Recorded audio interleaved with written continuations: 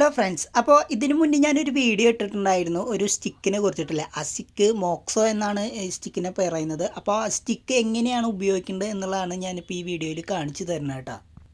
അപ്പോൾ ഇത് കത്തിച്ചതിന് ശേഷം ഇതിൻ്റെ ചൂട് കൈകളിൽ പിടിക്കുന്നത് വളരെയധികം നല്ലതാണ് കേട്ടോ. നമ്മളുടെ കയ്യിൽ അനുഭവപ്പെടുന്ന തരിപ്പ്, വേദന എന്നിവയ്ക്കെല്ലാം നല്ലൊരു ട്രീറ്റ്മെൻറ്റും കൂടിയാണ്. അപ്പോൾ അതുപോലെ തന്നെ നമ്മുടെ കയ്യിലുണ്ടാകുന്ന മുറിവുകൾ ഉണങ്ങാനായിട്ട് ഇത് വളരെയധികം ഗുണം ചെയ്യും.